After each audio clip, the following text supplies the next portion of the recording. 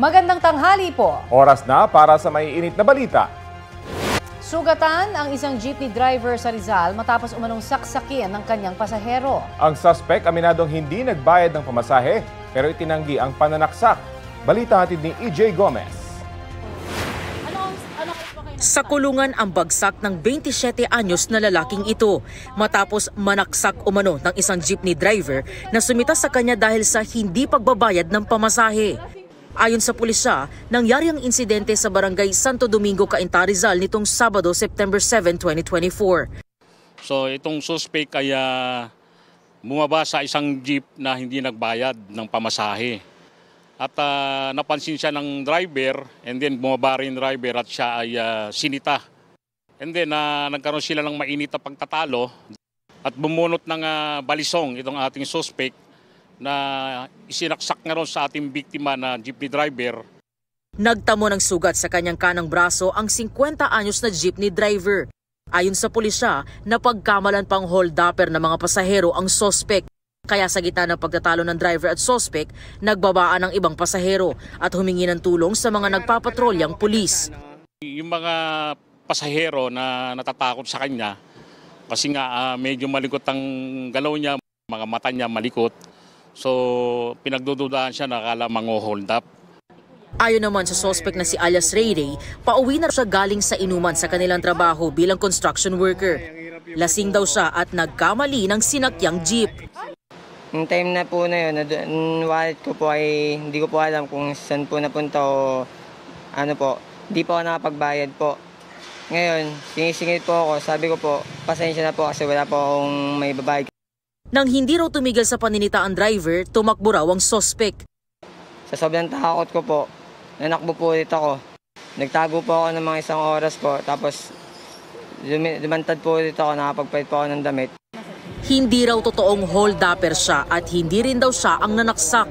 Baka natakot lang po sila kasi nilasing po ako. Aminado po ako doon pero wala po talaga akong ginawang kalokohan. Wala din po akong dalang balisong kahit anong klaseng pananaksak po, wala po talaga akong dalang. Pero nang siya ay arestuhin, nakumpiska sa kanya ang isang patalim. Itinanggi ito ng suspect ng ating makapanayam. Dati na raw nasangkot sa ilang krimen ang suspect sa Cainta, Rizal ayon sa pulisya. Yung suspect natin ay nung siya ay minor de edad pa lamang, involved na siya sa mga pagnanakaw ng mga kuryente dito sa bayan ng Cainta. So labas-masok din siya sa DSWD and then itong nasa wastong edad na siya, patuloy pa rin yung kanyang ginagawang illegal activities na pagnanakaw. Sa Cainta Municipal Police Station, nakaditin ang suspect na nahaharap sa kasong attempted homicide at illegal possession of bladed, pointed or blunt weapons. EJ Gomez, nagbabalita para sa GMA Integrated News. Nagbuga ng halos 10,000 tonelada ng volcanic sulfur dioxide ang Bulkang Canlaon sa Negros Island. Ayon sa PHIVOLCS, ito na ang pinakamaraming naibugang asupre ng bulkan sa loob ng 24 oras ngayong taon. Pinapayuhan ang mga residenteng malapit sa bulkan na iwasan ang paglabas ng bahay para hindi ma-expose sa asupre at magsuot ng face mask. May naitala ring 337 volcanic earthquakes doon. Alert level 2 pa rin ang Bulkang Canlaon pero hindi inaalis ng PHIVOLCS ang posibilidad na itaas ang alerto dahil sa pag-alboroto ng bulkan. Bawal pa rin ang pagpasok sa 4 na kilometrong radius ng permanent danger zone at ang paglipad ng anumang sasakyang panghimpapawid malapit sa bulkan. Inaalerto rin ang mga nasa paligid sakaling magkaroon ng lahar. Sinabi ng ilang senador na Chinese ang pangalan at itinuturing na boss ng mga pogo ang tumulong kay dismissed Bambantarlac Mayor Alice Guo para makaalis sa Pilipinas. Ayon naman sa NBI, tukoy na nila ang mga tumulong din umano sa dating alkalde. Balitang hatid ni Salima Refran. Kasunod ng pagharap niya sa Senado, may mga panibagong tanong na umusbong. Isa na rito, sino ang tumulong sa kanya na makaalis sa Pilipinas?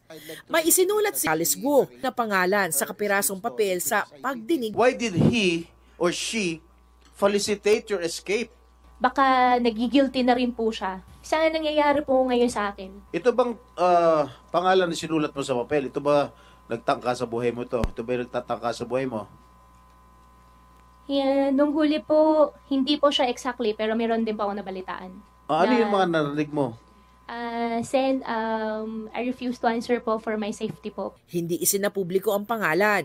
Pero ayon kay Senadora Risa Ontiveros na chair ng komite, nabanggit na ang taong ito sa mga naunang pagdinig. Chinese name, hindi ako sure, baka magkamali ako. Pero ilang pangalan, sir, ang sinulat? Isa lang. He is a Chinese national and allegedly, based from the reports that I have received, he fled the country and he is now in Taiwan.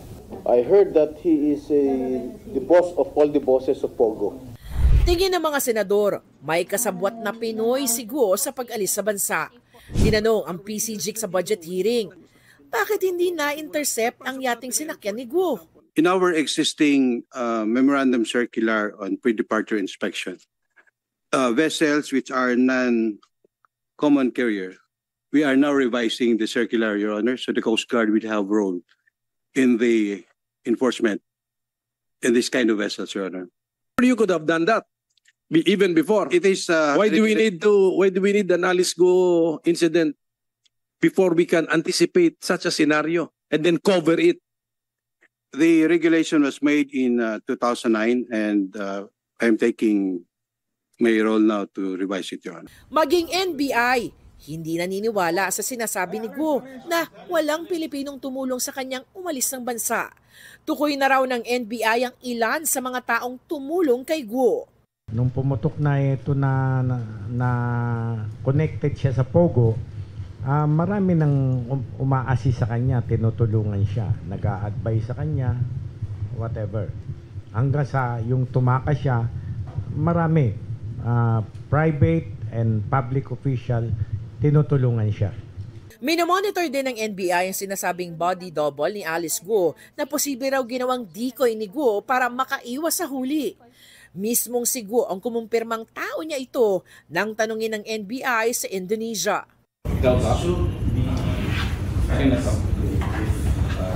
Ano po? Saan po yan? Tao po yan? Lahat ng tao po halos long hair. Kamukha niyo, ma'am. Kamukha niyo po niya. Slimmer version.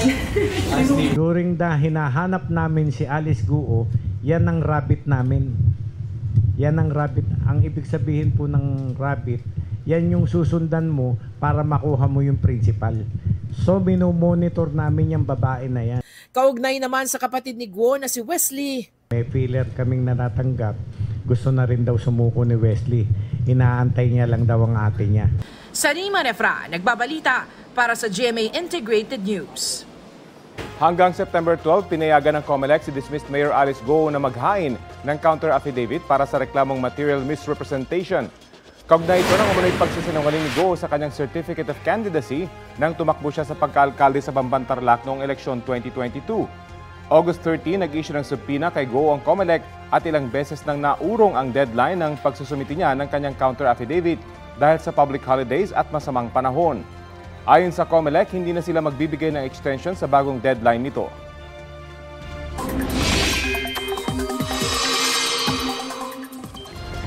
Bago mag-weekend, isang bagong bagyo ang posibleng pumasok sa Philippine Area of Responsibility.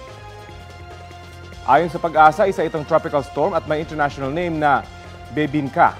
Huli na mata ng sentro ng bagyo, 2,070 kilometers silangan ng Eastern Visayas. Taglay nito ang lakas ng hangin na aabot sa 75 kilometers per hour. Sa darating na Biyernes ng gabi, ito posibleng pumasok sa PAR at tatawagin sa local name na Ferdy. Posibleng lumakas ang bagyo bilang severe tropical storm at agad ding lalabas ng PAR sa Sabado. Wala itong magiging direktang epekto sa ating bansa. Tutumbukin ng nasabing bagyo ang China. Pero mga kapuso, maghanda pa rin sa posibleng maulang weekend dahil sa hanging habagat na palalakasin ng bagyo. Sa ngayon, trough o ang extension ng nasabing bagyo ang magpapaulan na sa Cagayan Valley Region, Aurora, Quezon, Bicol, Eastern Visayas at Caraga Region. Habagat naman ang nakaapekto sa iba pang panig ng bansa. Uulanin ng halos buong bansa kasama na ang Metro Manila sa mga susunod na oras. Posible ang heavy to intense rains na maaaring magdulot ng baha o landslide base sa rainfall forecast ng Metra Weather. Ito ang GMA Regional TV News. Para sa para sa maiinit na balita ng GMA Regional TV mula po sa Luzon at kasama po natin si Chris Zuniga. Chris? Salamat, Connie. Pansamantalang isinara ang Cannon Road sa Barangay Twin Peaks sa Tuba, Benguet dahil yan sa pagguho ng bahagi ng kalsada roon noong isang linggo. Ayon sa mga otoridad, humina ang pundasyon ng kalsada dahil sa pagdaloy ng tubig sa ilalim ng lupa, bunsod ang pagtaas ng tubig sa Bued River kasunod ng mga pag-uulan. Tanging mga residenteng nakatira sa Cannon Road ang papayagang makadaan sa guho. Pinapayuhan naman ang mga bisita o turista tulad ng mga patungong Baguio City na sa Marcos Highways muna dumaan. Sa Halsima Highway naman sa Benguet pa rin, habang pinag-iingat ang mga motorista sa hamog na nagpapababa ng visibility. Basa rin ang kalsada dulot ng masamang panahon. Patay naman ang isang babae sa Lagangilang, Abra matapos makuryente. Habang sa San Jacinto, Pangasinan, dito sa lalawigan, nagkarambola ang 4 na sasakyan. Ang mainit na balita hatid ni Claire Lacanilaw Dungka ng GMA Regional TV. Sa kuha ng CCTV, makikita ang pag-abante ng puting pick-up sa San Jacinto, Pangasinan. Biglang umatras at nabangga ang sumusunod na isa pang pick-up. Tapos, isa pang kotse at nakaparadang jeep ang nabangga ng puting pick-up. Allegedly, bigla po yatang nagkaroon siya ng mild stroke. Kaya po nawalan siya ng control. Kaya bumangga po siya sa isang sasakyan. Nung nag-reverse siya, may sasakyan naman na paparting. Kaya po nabangga niya. Nasa maayos ng kalagayan ang driver. Ayon sa pulisya, nagkausap na ang 4 na sangkot sa karambola. Tumangging magbigay ng pahayag ang driver ng puting pick-up, pero nangako siyang sasagutin ang pinsala ng mga nabanggang sasakyan. Hindi na matutupad ang pangarap na maging pulis ng 23 anyos na criminology graduate sa Mangaldan, Pangasinan. Matapos sumalpok ang kanyang minamanehong motorsiklo sa isang bahay. Makikita sa kuha ng CCTV ang tindi ng aksidente kasama ang kanyang angkas. Nagtamo ng matinding sugat sa ulo at iba't ibang parte ng katawan ang biktima. Mag-iisam sana yan. Mag-iisam sana. Kaso nga wala. Siguro, dyan na siguro ang kanila. Yung kanya, ang buhay niya siguro. Yun lang. Pero lang sayang yan. Kawawa yung anak ko. Hindi ko tanggap yan. Inoobserbahan naman sa ospital ang angkas ng biktima. Ayon sa pulisya, nasa impluwensya ng alak ang mga biktima ng mangyariang aksidente. Wala rin daw silang suot na helmet. Patay matapos makuryente ang isang babae sa Lagangilang, Abra. Kwento ng kanyang tatay. Naglilinis sa bakuran ang biktima ng aksidenteng mahawakan ang nakasaksak na bumbilya. Natumba siya at posible umanong nabagok ang ulo sa bato. Itinakbo siya sa ospital pero hindi na na-revive. Claire Lacanilaw Dungka ng GMA Regional TV, nagbabalita para sa GMA Integrated News. Abiso sa mga suki ng LRT2, limitado ang operasyon ng nasabing linya dahil sa problema sa kuryente. Habang inaayos ang power supply, mula Antipolo hanggang V-Mapa Station at pabalik muna ang biyahe ng mga tren. Wala pang binigay na time frame ang Light Rail Transit Authority kung kailan o anong oras maibabalik sa normal ang operasyon. Tutok lang po dito sa GMA Integrated News para sa updates. Pangangasiwaan na ng New NAIA Infrastructure Corporation ang Ninoy Aquino International Airport simula po sa Sabado. Ayon kay NNIC General Manager Angelito Alvarez, target na mas mapaganda ang passenger experience at mga biyahe. Kaya kabilang sa mga plano nila ang pagbabago sa terminal assignment ng mga airline. Kinukonsulta pa ang airlines kaugnay nito at unti-unti raw ipatutupad ang bagong terminal assignment sa susunod na 2 taon. Target din ng NNIC na sa loob ng 5 taon ay tumaas ang passenger capacity ng NAIA. Umaasa rin ang NNIC na madaragdagan ang mga bagong toilet, air conditioning units at mas magiging mabilis ang internet connection. Ayon sa NNIC, hindi tataas ang terminal fee sa loob ng unang taon nila. Nagkasagutan ng ilang mambabata sa budget hearing ng Office of the Vice President na hindi sinipot ni VP Sara Duterte. Sa inilabas na interview naman ng kanyang tanggapan, sinabi ng Vice Presidente na 2 kongresista lang ang may control sa national budget. Balita hatid ni Marisol Abduraman.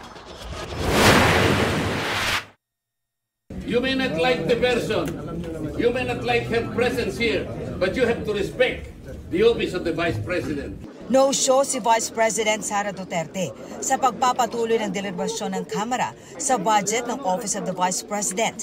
Pero gaya noong huling pagdinig, mataas ang tensyon sa Kamara. Tanong ni Sagip Party List Representative Rodante Marcoleta, isasantabi na ba ang tradisyong bigyan ng kortesiya ang OVP pagdating sa agarang pag-aproba ng budget nito? Wala na dapat tanungan. Ba't ang nangyari, barrage of questions. That's why I'm asking. Bakit natin ginawa yun earlier? Are we not already respecting a tradition well kept by this House? Nagkainitan pa nung sinuspindi ang hearing. Why is that suspend? Di ba kami pwede salita? We are also members, we just same. Nang ituloy ang pagdinig, For non-tradition. nagmusyon si Representative Marcoleta na itigil ang budget hearing at ipasa na ang OVP budget. Pero natalo ang musyon. Iaanhin natin ang tradisyon kung tatalikuran natin ang ating responsibilidad sa taong bayan na suriin, kilatisin ang ating budget. Bukod sa wala ang bise, wala rin kahit isang staff ng OVP na dumalo sa pagdinig. The head of agency should be present. And I do not care even if she is the Vice President, Madam Chair. I will not allow that Congress will be insulted by the head of any agency. Sa sulat na ipinadala ni VP Sara kay House Speaker Martin Romualdez, sinabi niyang ipinauubay na niya sa House Appropriations Committee ang kanilang budget. Nasa committee naman na daw lahat ang dokumento kaugnay ng hinihingi nilang budget. Batinela to the max. Kung hindi po kayo makakasagot, Madam, ang tinanong ko na sa inyo, I am now moving. Sorry. Oh. May pratinela pa. Mga taga-COA at Budget Department ang sumagot sa tanong ng mga kongresista.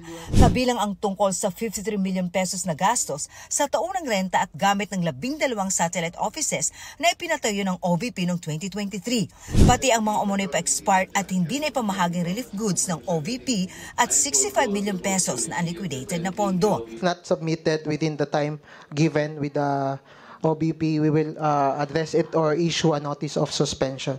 Tinanong din ni Marcoleta ang notice of disallowance ng COA sa OVP. There is no guilt yet until and unless you are able to receive the reply, the answer, and the explanation of the Office of the Vice President.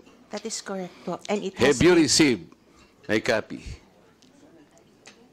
Of the reply po? Yes. They have not yet replied. Sa huli, na-defer ang termination ng pagdinig sa 2025 budget ng OVP. Patuloy namin kinukuha ang panig ni Vice President Duterte hinggil sa mga issue na ipinupukol sa kanya. Kasabay ng deliberasyon sa Kamara, may inilabas ulit na video ang kanyang tanggapan. Dito, inakusahan ng busy ang House Speaker at si House Appropriations Committee Chairman Zaldico. Ang budget ng Pilipinas ay hawak lang ng dalawang tao. Hawak lang siya ni Congressman Zaldico at ni Congressman Martin Romualdez.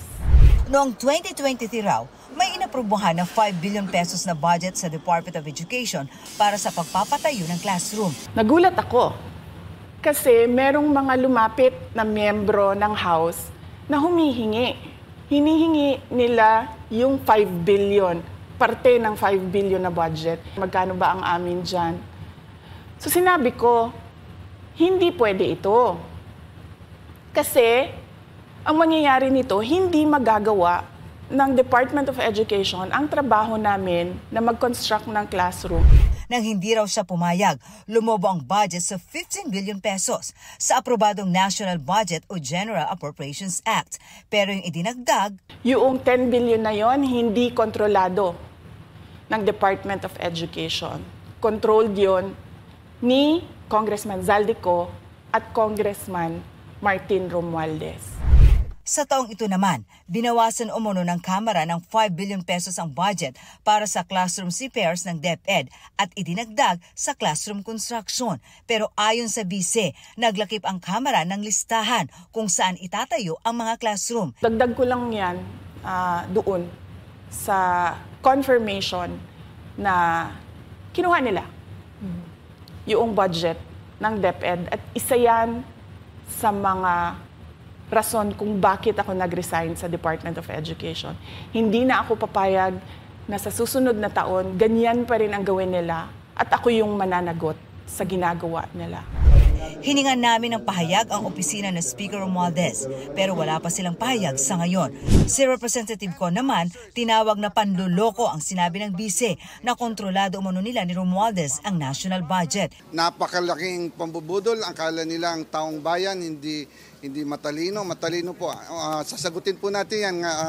Una-una po, ang miyembro po ng appropriations is around 139. Ang vice chair po is around 56. Ang congressman po is 300. Meron po tayong mga senador na 24. Meron pong miyembro ng Bicameral Conference Committee. Almost 30 po ang nag-a-attend yan. Pinasaringan din niya ang bise kaugnay sa paggamit ng confidential fund noong 2022. At tandaan, COA at hindi Kongreso ang nagsasabing mali ang paggamit ng 73 million sa 125 million confidential funds na ginamit lang sa loob ng 11 days. Talo pa po dito ang pondo ng Napoles Fund na gamit ng 60 days. Ito po, 11 days lang. And ngayon, bibigyan pa ba natin siya ng 2 billion na panggagastos daw sa mahihirap? Ibigay po natin to sa tamang ahensya. Huwag po nating ayahan na waldasin na naman ang kahit pisong sintimo na dapat nating bantayan. Hiningan namin ng tugon dito si VP Sara. Marisol Abduraman, nagbabalita para sa GMA Integrated News. Bagong-bagong balita, handa raw si Vice President Sara Duterte sakaling wala o piso lang ang ibigay na budget sa Office of the Vice President. Narinig din namin na merong defunding, i-defund daw ang Office of the Vice President budget. Narinig din namin na posibleng piso lang ang ibigay na budget sa Office of the Vice President. Handa ako sa Office of the Vice President na magtrabaho kahit walang budget. Alam naman namin na kapartiyan ng pag-atake. Kaya kami, tutuloy-tuloy lang din kami sa kailangan namin gawin para sa bayan. Sagot niya yan sa isinusulong ng ilang mambabatas na bawasan ang budget para sa OVP. Dagdag pa ng bise sa inilabas nilang video ngayong umaga, maliit lang ang OVP kaya kayang-kaya nilang mag-operate kahit walang budget. Kahapon, hindi dumalo si Vice President Duterte sa pagtalakay sa budget ng OVP at hahayaan niya na lamang daw ang Kamara na magdesisyon kaugnay sa usapin. Arestado sa Valenzuela ang isang lalaki matapos pagsamantalahan umano ang kapitbahay niyang may sakit. Ang paliwanag ng suspect sa balitang hatid ni Bea Pinlac. Sa kulungan ng bagsak ng 24 anyos na lalaking ito, matapos niya umanong gahasain ang 52 anyos na babaeng kapitbahay niya na isang bedridden person with disability sa Valenzuela. Meron siyang tinatawag na mental and intellectual disability. Ayan, nahihirapan na siyang tumayo, lagi na lang siya nakahiga or nakaupo sa wheelchair. At isa pa ay hindi na siya makapagsalita. Base sa investigasyon ng pulisya, nakitang umaaligid ang suspect malapit sa nakakandadong pintuan ng bahay ng biktima noong Biyernes, September 6. Naiwan mag-isa ang biktima sa kanilang bahay dahil may binili sa labas ang kanyang kapatid. Sa ika-4 na balik daw ng suspect, nabuksan na niya ang pinto ng bahay ng biktima. Humingi ng tulong sa mga barangay tanod ang isang kapitbahay nila nang makitang pumasok sa loob ng bahay ang suspect. Nang kanilang buksan nga yung pinto, ay doon nga nila naaktuhan na itong lalaki or yung suspect nakapatong pa mismo doon sa biktima. Wala siyang saplot sa katawan, ganoon din yung biktima. Nasa bahay na raw ngayon ang biktima matapos sumailalim sa medical legal examination. Sinubukan nating kunin na ang panig ng suspect pero ang tanging tugon niya, wala na po ako sasabihin, ma'am. No comment po. Mixed emotion, ma'am, tungkot. Sinampahan ng reklamong rape ang suspect. Bea Pinlac, nagbabalita para sa GMA Integrated News. Ito na ang mabibilis na balita. Makapal na usok ang namataan mula sa mga nasusunog na bahay sa Barangay Longos sa 43 sa Bacoor, Cavite kahapon. Personal kong nakita ang lawak ng pinsala ng sunog na mabilis kumalat dahil sa malakas na hangin at gawa sa light materials ng mga bahay. Pansamantalang isinara ang isang bahagi ng Longos flyover dahil sa insidente. Dinala sa mga evacuation center sa mga kalapit na barangay ang mga nasunugan. Ayon sa barangay chairman, posibleng nag-aaway na mag-asawang dahilan ng sunog. May hinuli ng lalaki para imbestigahan. Huli kamang pagdating ng rider na yan sa isang gasolinahan sa Tondo, Maynila. Maya-maya lang, bigla niyang inundayan ng saksak ang isang lalaki. Naghabulan pa ang dalawa hanggang makarating sa kalsada at doon na sinaksak ng suspect ang biktima. Batay sa investigasyon, posibleng selos umano ang ugat ng krimen. Posible rin daw na gumagamit ng droga ang suspect na sumuko kalaunan. Mahaharap siya sa reklamong murder. Naghahanda raw ang Davao Regional Police sakaling ipatawag sila ng korte kaugnay po sa mga kaso ni Pastor Apollo Kibuloy. Balitang hatid ni June Veneracion. Ito ang mga opisyal na mugshot ni na Pastor Apollo Kibuloy at 4 na kapwa niya akusado. Pinost ang mga ito online ni Interior Secretary Benhur Abalos na may caption na "No one is above the law." Malinaw ang mga mukha at kumpletong pangalan. Di gaya ng mga inilabas ng PNP. Yun po yung polisiya po ng PNP bilang pagsunod na rin po sa advisory and guidance po ng Commission on Human Rights na we should not be exposing po yung kanilang pagkakakilanlan. Nang ipresenta rin si Kibuloy sa media, nakatakip ang kanilang mga muka at halos hindi na makilala. Because of the request ng lawyers at saka ng individual, but we really cannot force them na ipakita yung kanilang mukha. I can assure you, itataya ko po yung serbisyo ko na sila po yun. Sa post ng abogado ni Kibuloy, nabanggit ang paglabag umano sa naging kasunduan sa pagsuko ng pastor, bagamat hindi malinaw kung ano ito eksakto. Binanggit din sa parehong post ang salitang mugshot. Ang Quezon City RTC Branch 106, iniutos na ilipat sina Kibuloy at mga kapwa-akusado ng child and sexual abuse sa BJMP facility mula sa PNP Custodial Center. Pero sabi ng PNP, mananatili ang 5 sa Custodial Center bilang pagsunod sa utos naman ng Pasig RTC Branch 159 kung saan may kaso silang qualified human trafficking na hindi pwedeng piyansahan. So we don't want to run the risk na ilipat po sila doon po sa QC po tapos mag-bail po sila at wala na pong control po doon yung PNP. We just have to really harmonize po itong mga court orders po na ito. Personal daw na dinalaw ng PNP spokesperson si Kibuloy. Sabi naman niya, nag-a-adjust, siyempre bagong environment, but according to him, nakapagpahinga naman po siya at medyo mainit lang daw, but meron naman pong electric pan doon. Ang Davao Regional Police naman, naghahanda raw sakaling ipatawag sila ng korte kaugnay ng mga kaso ni Kibuloy o kaugnay ng mga reklamong ihahain umano laban sa mga pulis ng Kingdom of Jesus Christ. Posible ring magsampal ng reklamo ang Regional Police laban sa KOJC. Sa ngayon, na pinag-aaralan na ng Regional Legal Office namin kung anong mga kaso ang pwede nating isampa against the KOJC. Sinusubukan pa namin makuha ang panig ng KOJC tungkol dito. Ang Davao City Council naman, nagpasa ng resolusyon para manawagan sa DILG na imbestigahan ang mga paglabag umano ng pulisya sa constitutional rights ng mga miyembro ng KOJC. Wala pang pahayag tungkol dito ang DILG at Regional Police Director. June Veneracion nagbabalita para sa GMA Integrated News. A good for you Wednesday, mga mare at pare! Nag-number 1 trending si Olivia Rodrigo kasunod ng announcement ng first ever concert niya sa Pilipinas. Next month na ang Manila Silver Star Show ng Guts World Tour ng Grammy-winning artist. Sa kanyang post, sinabi ni Olivia na excited na raw siyang bumisita sa Pilipinas. Not a bad idea, right naman ang hirit ng Pinoy Livis dahil sa affordable ticket price. Hiling ng ilan, sana ay walang mangyaring scalping sa anilay presyong kababayan tickets. Mapupunta ang concert proceeds ng film singer-songwriter sa kanyang foundation na Fund for Good.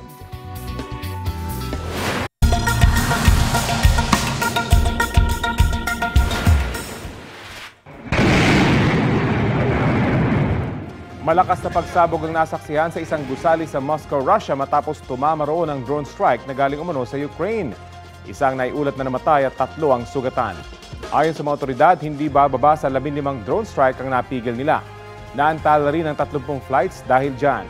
Wala pang kumpirmasyon ng Ukraine ukol sa nangyaring pag-atake.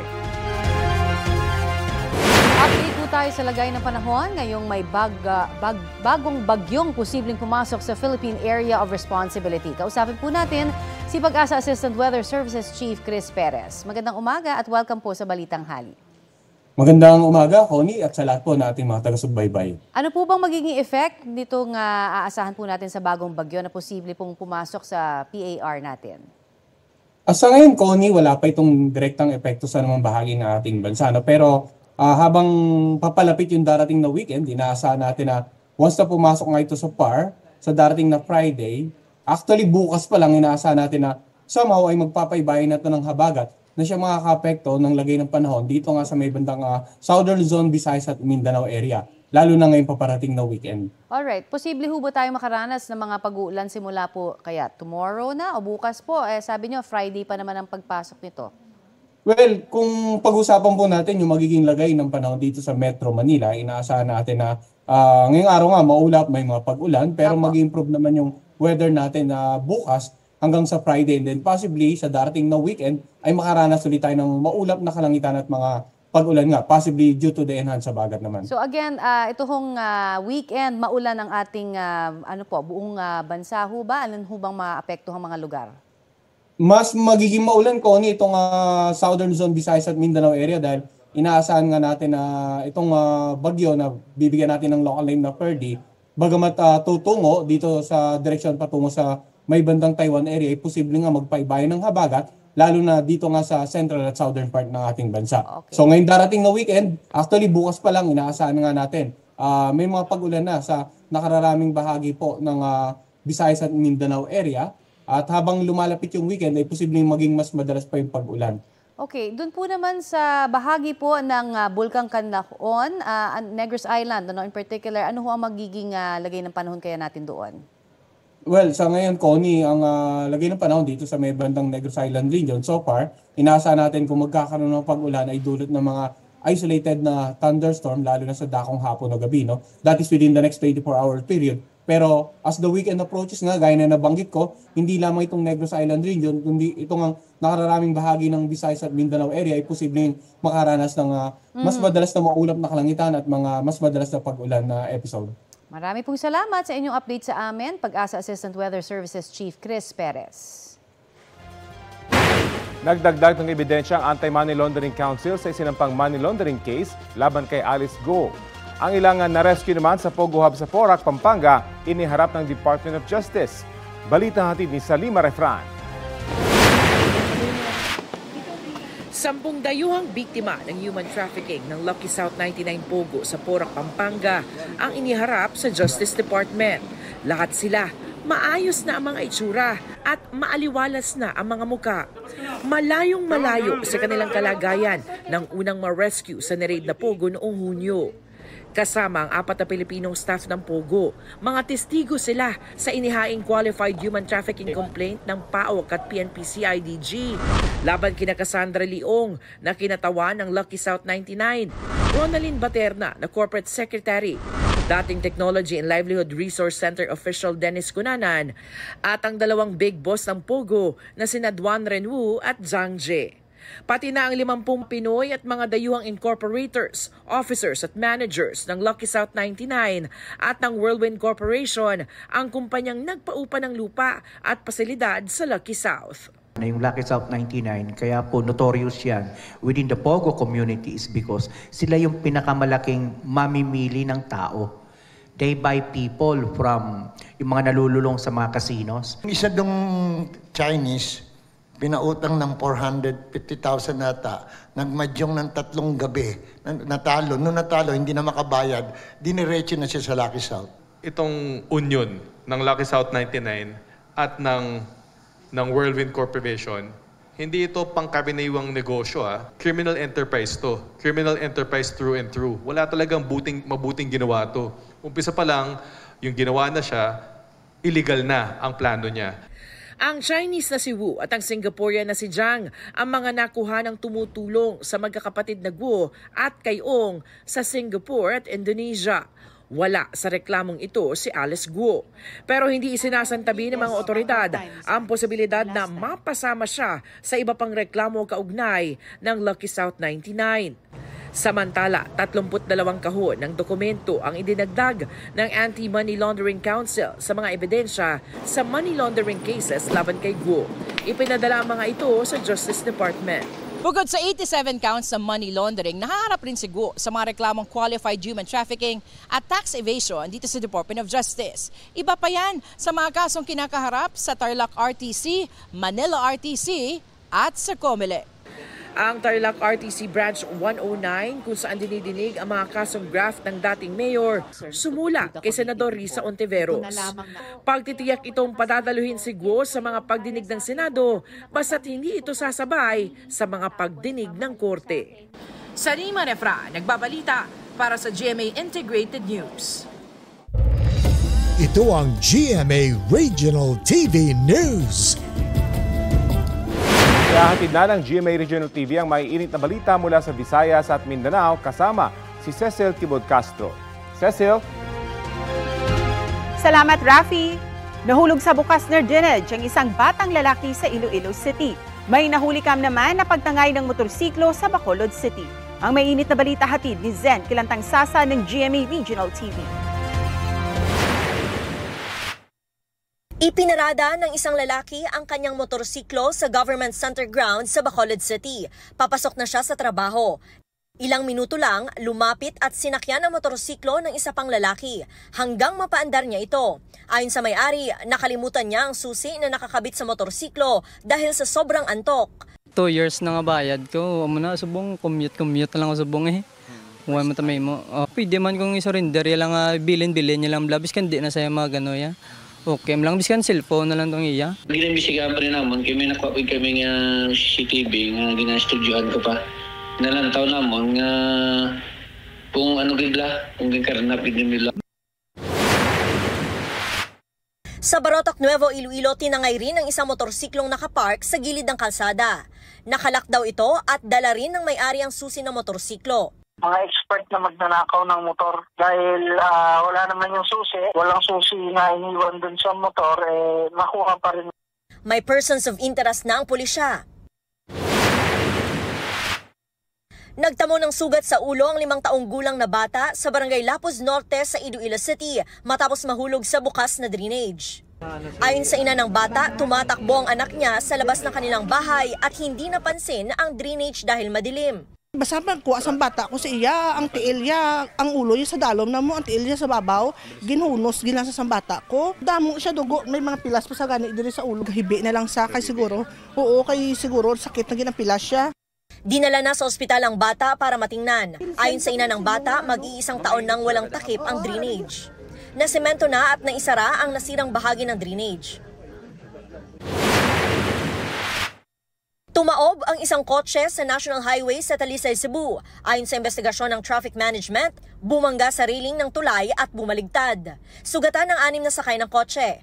Galing sila sa outing sa southern part ng Cebu at pabalik na sana sa Cebu City nang mangyari ang insidente. Matod pa sa iyang alegasyon, while nag-drive siya, gidaog siya sa iyang kaduka. Inungdan nga nakapiyong sa kadiyot, unya sa iyang pagmata, monoton na igo na siya niya itong kilid sa guardrails sa taytayan sa Mananga. Hindi na dinala sa ospital ang mga sakay ng kotse na nagtamo ng minor injuries. Inisyuhan ng citation ticket ang 24 anyos na driver para sa reckless driving resulting in damage to government property. Zen Kilantang Sasa ng GMA Regional TV, nagbabalita para sa GMA Integrated News.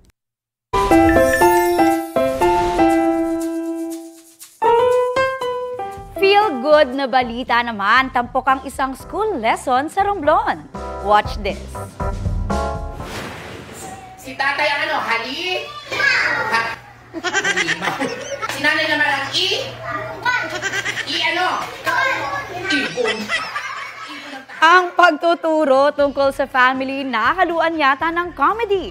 Nang tanungin kasi ang grade 1 students kung ano ang role ni tatay, imbes na haligi ng bahay, naging halimaw. Si nanay naman na dapat ay ilaw, lumipad yata ang sagot kaya nauwi sa ibon. Hindi naman sumuko si Teacher Frederick o Inday Kalipay para gumabay at i-share ang tamang answer. Viral online ang video na halos 15 million na ang pinagsamang views. Aba, Trending!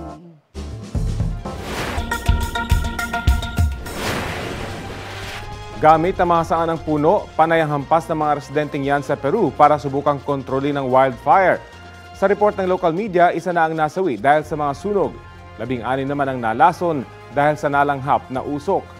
Pinangangambahan din ang epekto ng wildfire sa Bolivia na kumarat na sa halos 4 na milyong ektarya ng lupa. Nagdeklara na ng national emergency roon. Sa Amerika, ekta-ektaryang lupain din ang napipinsala ng wildfire sa ilang counties sa California. Kabilang dyan ang San Bernardino County, Orange County at Lake County. Inilikas na ang mga residente sa ilang lugar na malapit sa mga sunog. Nagharap na sina dating US President Donald Trump at US Vice President Kamala Harris sa panibagong presidential debate ng 2024 US elections. Kinumpara nina Trump at Harris ang estado ng Amerika sa ilalim ng mga administrasyong Trump at Joe Biden pagdating sa pagresponde sa COVID-19 pandemic, pagkontrol sa inflation at US border policies. Nagpalitan din ng sagot sina Trump at Harris tungkol sa iba pang issue gaya ng abortion, paglikha ng trabaho, pagsugpo sa krimen at papel ng Amerika sa gyera ng Israel at Hamas. Naungkat din po sa debate ang resulta ng nakaraang US presidential elections at ang papel umano ni Trump sa US Capitol riot noong January 2021.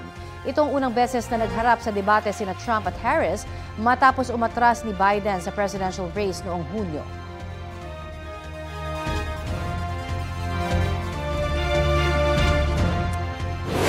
Wagi ang Digi-Docu ng GMA Integrated News Digi Labs sa 2024 Bantog Awards for Science Communication ng Department of Science and Technology. Ang episode nitong Ang Plastic Mo, The Philippine Plastic Problem, ang kinilalang Best Science and Technology Investigative Story, Audio-Visual category. Sumentro ang episode sa matinding plastic pollution sa dagat at kung paano ito nakakaapekto sa kabuhayan ng mga mangingisda at supply ng pagkain sa bansa. Matagal nang tinatalakay ng GMA Integrated News sa lahat ng platforms ang epekto ng climate change sa ating bansa, katulad ng award-winning special report series na Banta ng Nagbabagong Klima. Kinikilala sa Bantog Awards ang mga may natatanging ambag para lalong magka-interes ang mga Pilipino sa science and technology. Ito ang GMA Regional TV News. Arestado ang isang lalaking responsable umano sa pagnanakaw ng 4 na motorsiklo sa Dumaguete, Negros Oriental. Ayon sa mga otoridad, kakilala ng sospek ang karamihan sa kanyang mga biktima. Isa sa mga biktima ang nagreklamo at sa isinagawang follow-up operation, nahuli ang sospek. Inaalam pa kung may kasabwat siya.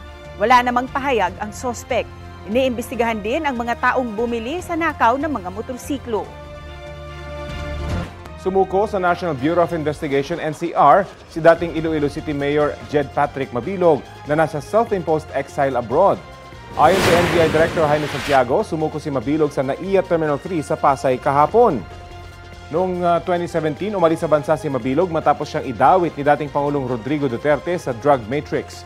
Pero formal siyang inaresto ng NBI dahil sa mga kaso niyang graft at paglabag sa Code of Conduct ng Public Officials. Kaugnay ito sa pagpabor umano ni Mabilog sa isang towing company para sa public-private project sa kanyang lungsod noong 2015. Dati na itinanggi ni Mabilog ang mga akusasyon. Nakakulong ngayon si Mabilog sa detention facility ng NBI sa Ermita, Maynila.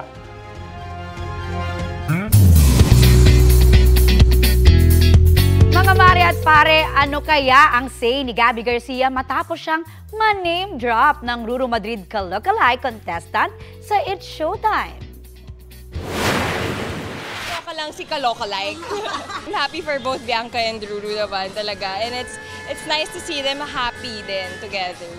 Yan ang sagot ni Gabby ng matanong ng inyong mare. Sa pagbabalik kasi ng ka-lookalike segment ng It's Showtime na Phase 4 na, isa sa mga contestant si ka-lookalike Ruru Madrid in Black Rider attire. Sakto, si Bianca Umali ang isa sa mga hurado na girlfriend ni Ruru. Kaya naman, binirong tanungin si ka-lookalike Ruru kung sinong artista ang pinag-aawayan nila ni Bianca. Sabay name drop ng pangalan ni Gabby. Naging magka-love team sina Gabby at Ruru sa ilang Kapuso series.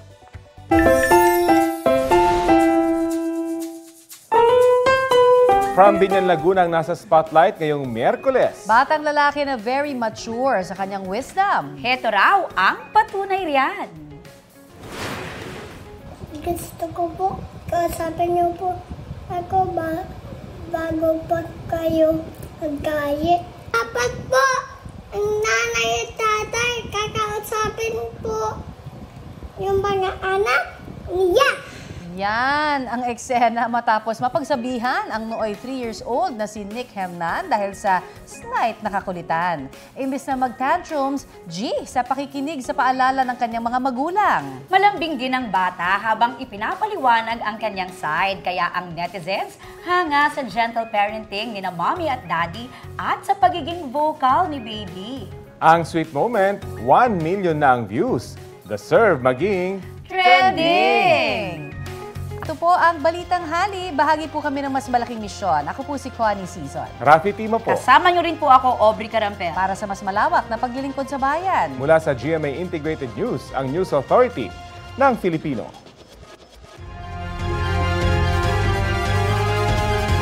Kapuso, alamin ang maiinit na balita. Bisitahin at mag-subscribe sa GMA Integrated News sa YouTube.